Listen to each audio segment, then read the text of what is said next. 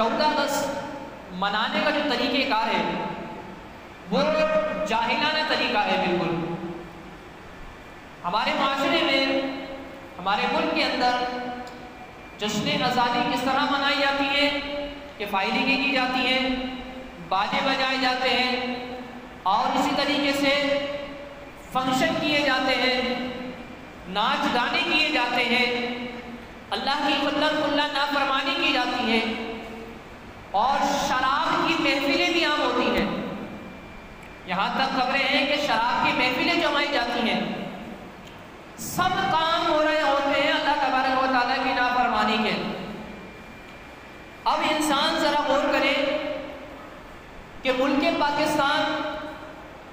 اللہ تبارک و تعالیٰ نے جو ہمیں عطا فرمایا ہے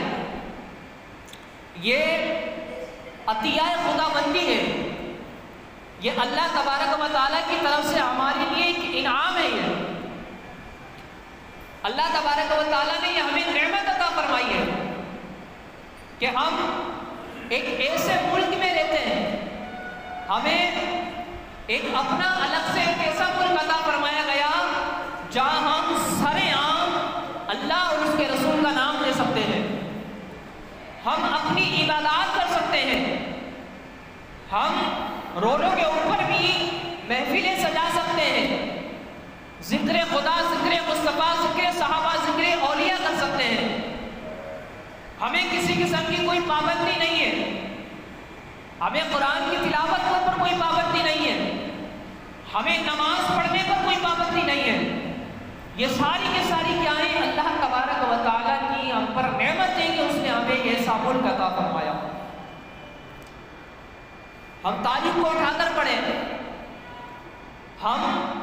ملک پاکستان کو بننے کی اگر تاریخ کو پڑھیں تو یاد رکھیے گا کہ یہ جو یوم آزادی پاکستان ہر سال ہم 14 اگست کو مناتے ہیں کہ 1947 میں جب یہ ملک پاکستان آزاد ہوا تھا تو یہ ہمیں ایک تحفے میں نہیں عطا کر دیا گیا تھا، یعنی ہمیں یہ انگلستان نے، انگریزوں نے ایسے نہیں دے دیا تھا بھائی یہ لو آپ ملک پاکستان لے جاؤ، یہ ملک پاکستان لے لو، نہیں، بلکہ ملک پاکستان بنانے میں یہ سالوں کی محنت علماء اہل سنت کی اور عوام اہل سنت کا اس میں خون شامل ہے۔ اس میں جو ملک پاکستان بنایا ہے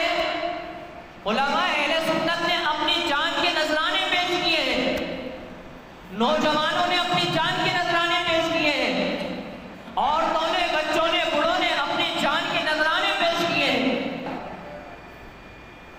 لاکھوں کے تعداد کے اندر مسلمانوں کا خون بہایا گیا۔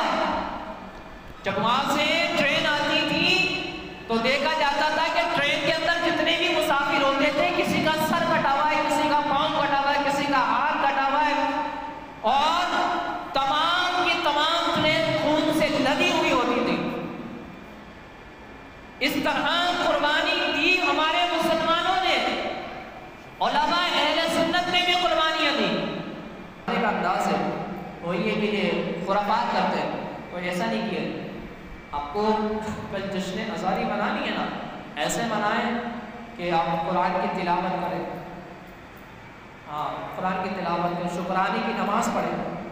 اگر ہو سکے شکرانے کی نماز پڑھیں۔ اللہ تو نے ہمیں ایسا ملک پاکستان عطا کیا، آزاد ملک عطا کیا، ہم آزادی سے سب کام کر رہے ہیں۔ شکرانے کی نماز پڑھیں اور ہو سکے تو فاتحہ خوانی گھر میں کریں، ہو سکے تو گھر میں جتنی آپ سے استطاعت ہو، 10 روپے کی کر سکتے ہیں 10 روپے کی کریں، 1000 کی کر سکتے ہیں 1000 کی کریں، جتنی آپ سے ہو فاتحہ خوانی کریں، اشارے ثواب کریں اپنے ان شہداء کے لیے کہ جنہوں نے ملک پاکستان بننے میں قربانیاں دی تھیں۔ ان کو بھولے نا، جو اپنے بزرگوں کو، اپنے احسان مندوں کو بھول جاتے ہیں نا، تو یاد رکھیے گا ان لوگوں کا نام صفحہ ہستی سے مٹا دیا جاتا ہے، صفحہ ہستی سے مٹا دیا جاتا ہے ان لوگوں کا نام، جو اپنے بزرگوں کو، اپنے احسان مندوں کو، اور جنہوں نے قربانیاں دی ہمارے بزرگ تھے اور ہمارے احسان مند ہیں ہم کہ انہوں نے ہم پر احسان کیا اپنی جانیں دے کر۔